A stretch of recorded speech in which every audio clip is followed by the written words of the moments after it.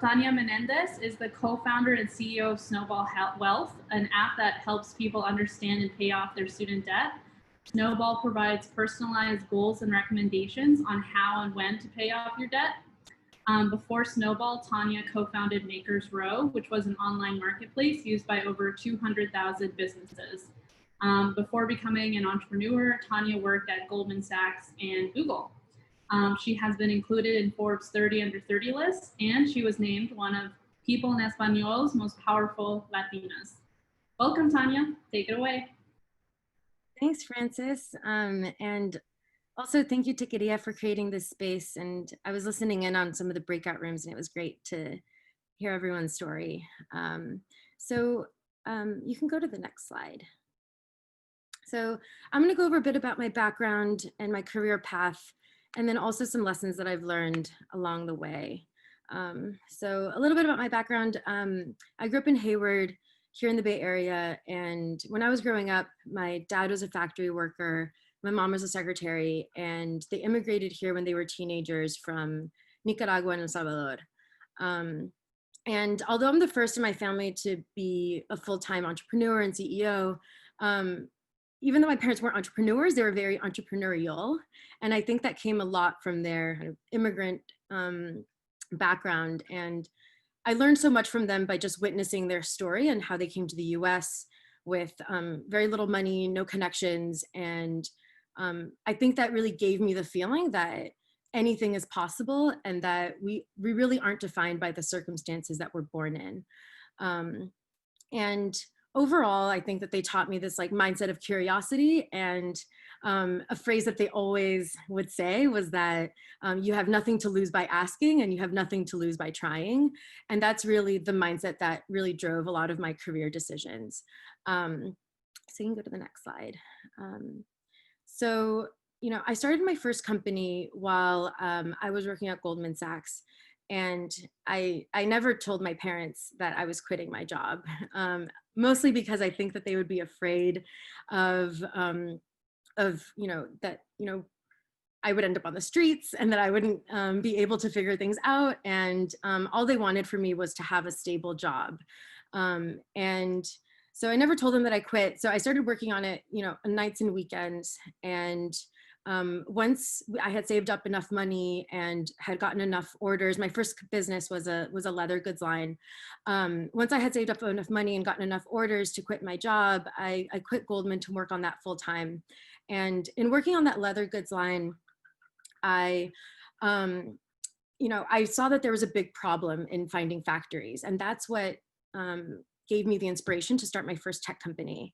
And in starting that, it was really about solving a problem. I wanted to solve a problem that I was experiencing personally, but I also had no idea on how to start a tech company. I didn't know any tech co-founders at the time. I didn't know any VCs.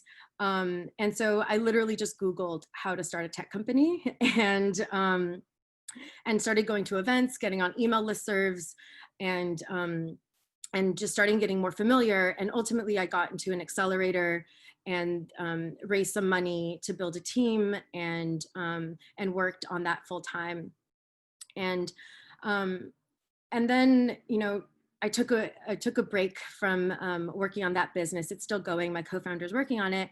And I came back to California to work on a few ideas that I had and problems that I was experiencing myself. So a big problem that I had experienced was in student debt, and saw that it was really confusing to understand the steps that it takes to tackle debt and also the steps that it takes to build wealth, and saw that was still a confusing part of like personal finance. And so I partnered with 2 other women here in the Bay Area, and we're now doing that full time. And we also recently raised a pre-seed round, and really excited to be a part of that, and we were able to finish that up.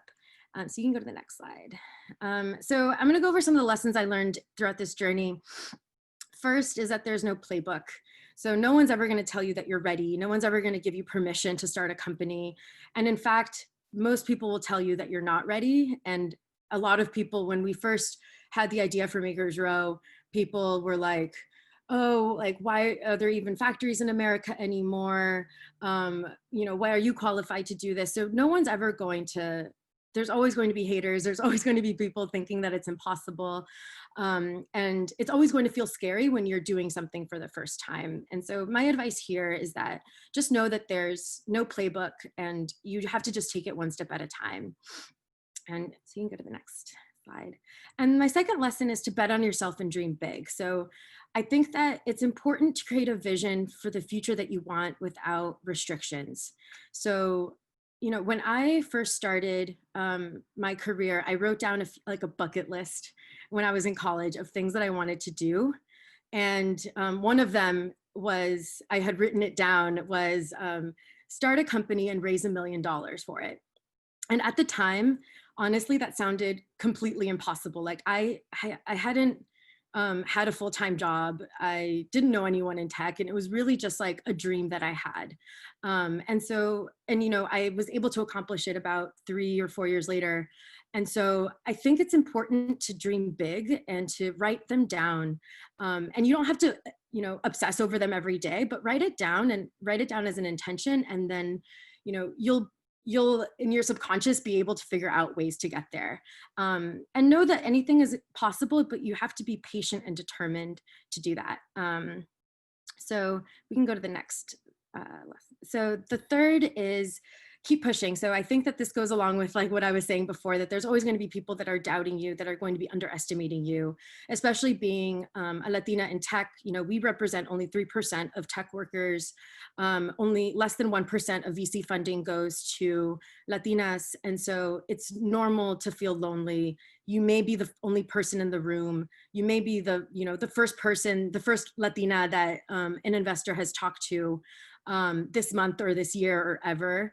And so just know that that's okay and it's normal, and it's important to keep pushing past the awkwardness and past the people that underestimate you. And what helps me keep going is to reframe this as an opportunity to pave the way for future Latinas. So I might be suffering, but hopefully future Latinas won't be suffering as much as me.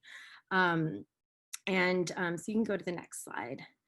And my last lesson that I've learned is like, it's really important to continue to focus on your personal growth. So read books on the industries that you're interested in, attend webinars, follow people that you admire on LinkedIn, and really create a support system for yourself. So I have an executive coach and a group of founders that I talk to on a regular basis that really help me get through some of these tough times. So you can go to the next slide. And this is the last one. So because we're here in Techqueria, I think it's important to kind of recognize, we, like I said, we're only 3% of tech workers. And so you may not always have people that look like you in the room. But what we do have is a lot of the determination and the drive that we learned from our parents. And really the thought that we can achieve things that other people may think are impossible. So that is it on my end. And so you can go to the next slide. So thank you so much. And feel free, if you have student debt, definitely sign up for Snowball. It's free for you to use, and follow us on Instagram and Twitter and all the places. So thank you so much. Ooh, that was amazing. Thank you so much, Tanya. I really loved all your slides. It's so inspirational. Thank you.